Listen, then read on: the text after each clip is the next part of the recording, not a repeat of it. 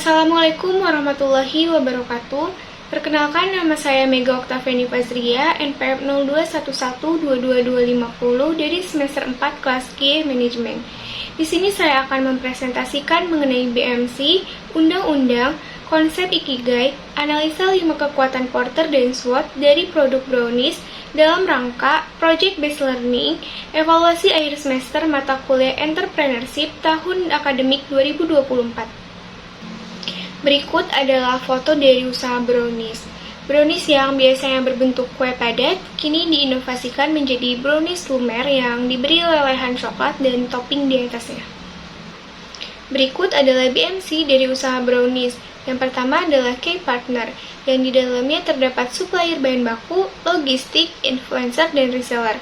Kemudian yang kedua adalah K-Activities, yang di dalamnya yaitu membuat dan mengemas brownies, promosi melalui media sosial dan pameran, dan mengelola penjualan dan pengiriman produk, serta inovasi rasa dan varian. Kemudian yang ketiga adalah K-Research, yang di dalamnya terdapat bahan baku, tenaga kerja terampil, peralatan produksi seperti oven, mixer, dan lainnya, dan lokasi produksi serta tempat penyimpanan. Kemudian ada pemasaran produk.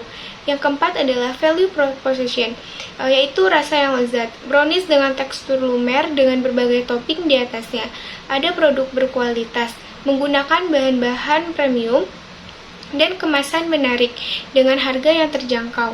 Kemudian yang kelima adalah customer relationship, yaitu layanan pelanggan yang ramah dan responsif. Kemudian ada diskon atau promo khusus untuk pelanggan setia dan melakukan interaksi aktif di media sosial, termasuk feedback dan saran dari pelanggan. Yang keenam adalah channel, yaitu menggunakan media sosial dan marketplace, toko fisik atau booth di acara pameran kuliner, dan melakukan kerjasama dengan reseller untuk menjangkau lebih banyak pelanggan. Kemudian yang ketujuh adalah customer segment, yaitu adalah ibu rumah tangga, karyawan dan pelajar, pecinta kuliner, dan reseller yang ingin menjual kembali produk. Yang kedelapan adalah cost structure, yang di dalamnya terdapat biaya bahan baku, biaya operasional produksi, pemasaran dan promosi seperti biaya iklan, endorse, dan promosi. Ada gaji karyawan, ada distribusi, yaitu biaya pengiriman dan logistik. Yang kesembilan adalah revenue stream, yang di dalamnya terdapat penjualan produk, pesanan khusus seperti custom order untuk acara khusus seperti ulang tahun, pernikahan, atau event lainnya, dan ada reseller fees, yaitu pendapatan dari reseller yang membeli produk dalam jumlah besar. Berdasarkan Undang-Undang Nomor 20 Tahun 2008 tentang usaha mikro, kecil, dan menengah atau UMKM, usaha brownies lumer dapat dikategorikan ke dalam salah satu dari 3 skala usaha tersebut. Usaha brownies dapat masuk ke kategori mikro karena asetnya maksimal 50 juta dan omsetnya maksimal 300 juta per tahun. Namun dengan permintaan yang tinggi dan penjualan yang laku, usaha dari brownies ini dapat masuk ke kategori usaha kecil karena asetnya lebih dari 50 juta sampai dengan 500 juta dan omsetnya lebih dari 300 juta sampai dengan 2,5 miliar per tahun. Kemudian berdasarkan konsep Ikigai, posisi usaha ada di kuadran mission, karena saya dapat membuat brownies dan melihat bahwa ada kebutuhan pasar. Misalnya brownies dapat dijadikan dessert yang unik dan lezat, tetapi belum memiliki keterampilan yang cukup dan meningkatkan pendapatan. Selanjutnya adalah analisa 5 kekuatan Porter. Yang pertama adalah persaingan kompetitor yang ada, yaitu terdapat banyak usaha brownies, baik skala kecil maupun besar, yang bersaing di pasar.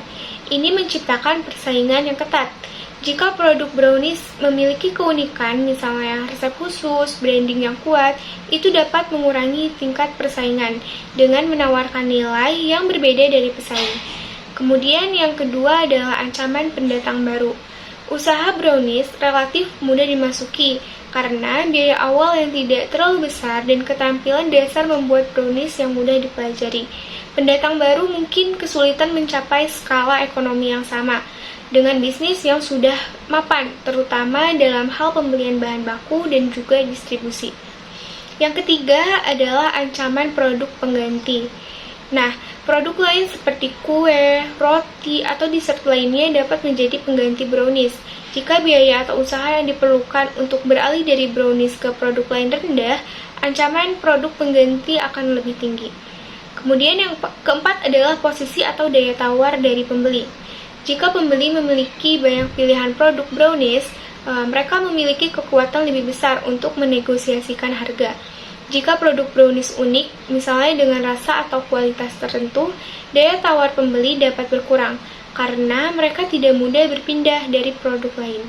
Dan yang kelima adalah posisi atau daya tawar dari pemasok atau supplier. Jika bahan baku utama seperti coklat, tepung, gula tersedia dari banyak pemasok, kekuatan pemasok akan rendah. Jika bahan baku tertentu sulit digantikan atau sangat unik, pemasok dapat memiliki kekuatan lebih besar. Dan berikut adalah analisa SWOT produk brownies. Yang pertama adalah strength atau kekuatan, yaitu menggunakan bahan baku berkualitas tinggi yang menghasilkan rasa dan tekstur yang superior dan menawarkan berbagai varian rasa yang unik dengan topping spesial di atasnya, atau brownies dengan isian tertentu serta membuat desain kemasan yang menarik dan fungsional dan menjaga kesegaran serta meningkatkan daya tarik produk. Kemudian yang kedua adalah weakness atau kelemahan. Biaya produksi yang tinggi akibat penggunaan bahan berkualitas tinggi bisa mengurangi margin keuntungan dan kurangnya strategi pemasaran yang efektif untuk menjangkau pasar yang lebih luas. Selain itu, skala produksi yang terbatas mungkin tidak dapat memenuhi permintaan yang tinggi pada saat-saat tertentu. Kemudian yang ketiga adalah opportunity atau peluang. Ekspansi ke pasar baru atau segmen pelanggan yang berbeda seperti toko retail atau kafe dan memanfaatkan tren makanan sehat dengan menawarkan varian brownies rendah gula atau bebas gluten. Selain itu, dapat memperluas penggunaan media sosial dan e-commerce untuk meningkatkan visibilitas dan penjualan serta melakukan kolaborasi dengan influencer makanan atau restoran lokal untuk meningkatkan brand awareness. Dan yang keempat adalah threats atau ancaman. Persaingan dari produsen brownies lain serta produk dessert alternatif lainnya, fluktuasi harga bahan baku dan mempengaruhi biaya produksi dan margin keuntungan. Kemudian penurunan daya beli konsumen akibat kondisi ekonomi yang tidak stabil dapat mengurangi penjualan.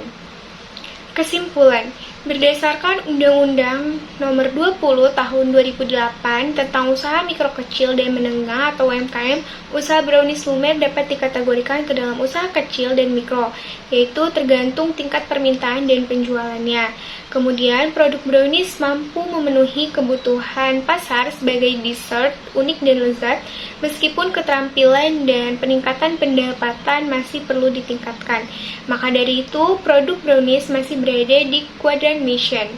Nah, selanjutnya dari kedua analisa, yaitu analisa 5 Porter dan SWOT, mengindikasikan bahwa untuk sukses, usaha brownies harus fokus pada inovasi produk, efisiensi biaya, dan strategi pemasaran yang efektif untuk membedakan diri dari pesaing. Demikian presentasi yang saya sampaikan, kurang lebihnya mohon dimaafkan. Terima kasih. Wassalamualaikum warahmatullahi wabarakatuh.